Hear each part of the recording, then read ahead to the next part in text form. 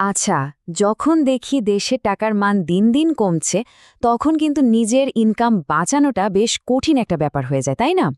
কিন্তু ভাবুন তো, যদি এমন কোনো উপায় থাকতো যা দিয়ে এই কঠিন সময়েও ডলারে ইনকাম করা যায়। হ্যাঁ, সেরকমই ৫টি দারুণ সুযোগ নিয়ে আজকে আমরা কথা বলবো। এখানে একটা কথা আছে, আর এটা খুবই গুরুত্বপূর্ণ। স্থানীয় মুদ্রা হয়তো টলমল করছে, কিন্তু গ্লোবাল ডিজিটাল ডলারের যে ফ্লো, সেটা কিন্তু থামেনি। এর মানেটা কি বলুন তো? সোজা কথায়, দেশের অর্থনীতিতে যাই চলুক না কেন, ইন্টারনেটের দুনিয়ায় কিন্তু দরজাটা সব সময় খোলা। আন্তর্জাতিক বাজারে কাজ করে ডলারে আয় করার সুযোগটা কিন্তু রয়েই গেছে। ব্যাপারটা অনেকটা এরকম। একদিকেই দেশের টাকা দুর্বল হয়ে যাওয়ায় আমাদের জমানো টাকা নিয়ে একটা চিন্তা কাজ করছে, কিন্তু অন্যদিকে দেখুন, ঠিক এই সময়ে কিন্তু গ্লোবাল মার্কেট আমাদের সামনে একটা দারুণ সুযোগ খুলে দিচ্ছে, আর সেটা হলো স্টেবল ডলারে ইনকাম করার সুযোগ। সবচেয়ে মজার ব্যাপার কি জানেন? এর জন্য কিন্তু শুরুতে কোনো টাকা পয়সা ইনভেস্ট করারও দরকার নেই, শুধু চাই সঠিক স্কিল। তো প্রশ্নটা হলো, এই সুযোগটা আমরা ধরব কিভাবে? এর উত্তরটা কিন্তু লুকিয়ে আছে ডিজিটাল ইকোনমিতে। চলুন তাহলে সেই সমাধানটার দিকে একটু এগোনো যাক। এই পুরো ব্যাপারটার পেছনে একটা দারুণ আইডিয়া কাজ করে। এটাকে বলে লেবার আর্বিট্রেজ। ব্যাপারটা কি, তাই তো? আচ্ছা, সহজ করে বলি। ধরুন, এমন এক জায়গা থেকে কাজ করা হচ্ছে যেখানে থাকতে খেতে খরচ কম, কিন্তু কাজটা করা হচ্ছে এমন একটা দেশের ক্লায়েন্টের জন্য যেখানে একই কাজের জন্য অনেক বেশি টাকা দেয়। মানে ইনকামটা হচ্ছে ডলারে আর খরচটা হচ্ছে স্থানীয় মুদ্রায়। এটাই হলো লেবার আর্বিট্রেজ। আর আমাদের মূল স্ট্র্যাটেজিটাই কিন্তু এটা। আচ্ছা, তাহলে প্রথমে আমরা এমন কিছু কাজের কথা বলি যেখানে জ্ঞান বা স্কিলটাই হলো আসল ইনভেস্টমেন্ট, আর এই স্কিলগুলোর ডিমান্ড কিন্তু সারা বিশ্বে অসম্ভব, আর পেমেন্টটাও হয় ডলারে। আমাদের লিস্টের ১ নম্বরে আছে টেকনিক্যাল ডকুমেন্টেশন আর এপিআই রাইটিং। নামটা শুনে হয়তো একটু কঠিন লাগছে, কিন্তু ব্যাপারটা বেশ ইন্টারেস্টিং। অনেকেই হয়তো জানে না, কিন্তু বড় বড় টেক কোম্পানিগুলোর জন্য এটা খুবই দরকারি একটা কাজ, আর তারা কিন্তু এই কাজের জন্য প্রায়ই ভালো ফ্রিল্যান্সারদের খুঁজে বেড়ায়। এখন প্রশ্ন আসতে পারে, এটা রিসেশন প্রুফ কেন? কারণটা খুব সহজ। দেখুন, অর্থনৈতিক মন্দা আসলেও টেক কোম্পানিগুলোর নতুন নতুন প্রোডাক্ট বানানো কিন্তু বন্ধ হয় না, বরং খরচ কমানোর জন্য তারা এই সব কাজ আরও বেশি করে আউটসোর্স করে। আর যারা ভালো লিখতে পারে তাদের জন্য কিন্তু তারা ডলারে ভালো পেমেন্ট করতে একদমই কার্পণ্য করে না। আর ইনকামের কথা যদি বলি, আপওয়ার্ক বা ফাইভারের মতো প্ল্যাটফর্মে এই কাজের রেটগুলো কিন্তু অবাক করার মতো। ঘণ্টায় $20 থেকে শুরু করে $80 পর্যন্ত আয় করা সম্ভব। ভাবুন তো একবার, এটা কিন্তু আমাদের স্থানীয় আয়ের তুলনায় অনেক গুণ বেশি। আচ্ছা, এরপর ২ নম্বরে আছে স্পেশালাইজড ভার্চুয়াল অ্যাসিস্ট্যান্স। না, এটা কিন্তু ওই সাধারণ ডেটা এন্ট্রি বা কপি পেস্টের কাজ নয়।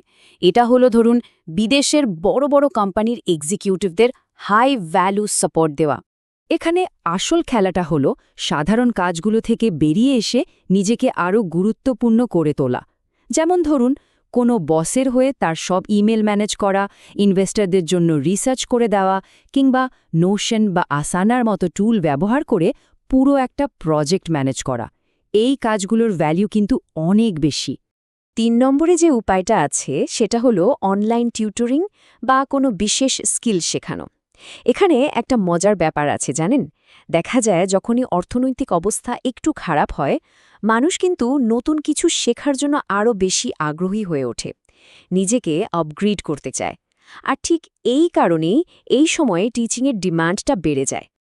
ধরুন, যদি ইংলিশ, ম্যাথস বা কোডিংয়ের মতো কোনো বিষয়ে ভালো দখল থাকে, তাহলে কিন্তু প্রেপলি বা আইটকের মতো প্ল্যাটফর্মে সারা বিশ্বের স্টুডেন্টদের পড়িয়ে ঘণ্টায় $15 থেকে $50 পর্যন্ত ইনকাম করা কোনো ব্যাপারই না। এটা কিন্তু একটা বেশ স্টেবল ইনকামের রাস্তা হতে পারে।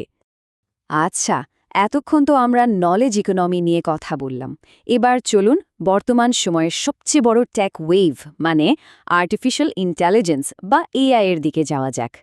এই এআই বুমটা কিভাবে আমাদের জন্য ইনকামের একেবারে নতুন কিছু দরজা খুলে দিচ্ছে, চলুন সেটাই দেখি।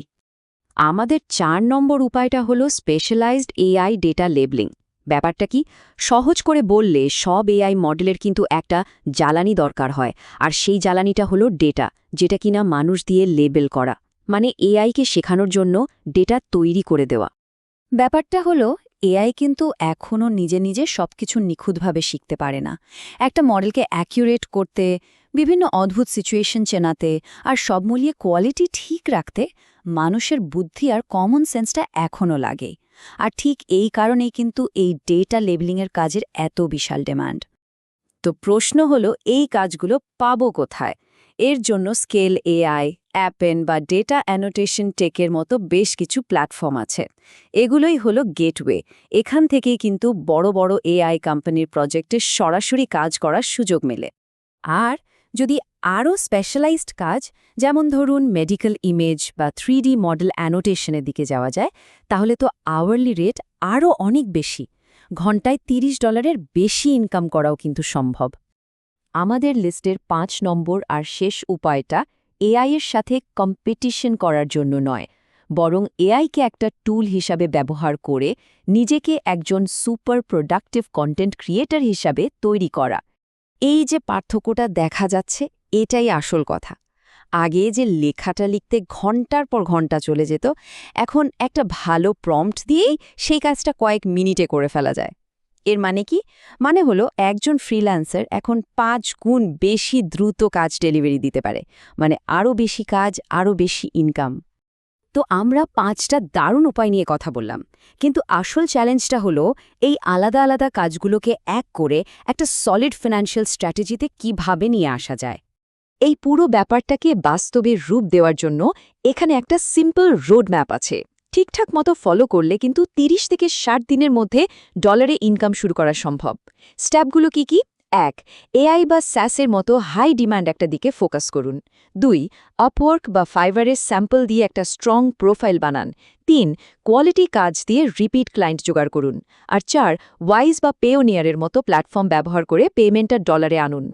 সবশেষে একটা প্রশ্ন রেখে যাই, এই যে ডিজিটাল দুনিয়া, যেখানে আমাদের স্কিল বা শ্রমকে আমরা সরাসরি গ্লোবাল মার্কেটের সাথে কানেক্ট করতে পারছি, সেখানে আমাদের কাজের আসল ভ্যালুটা আসলে কি হতে পারে?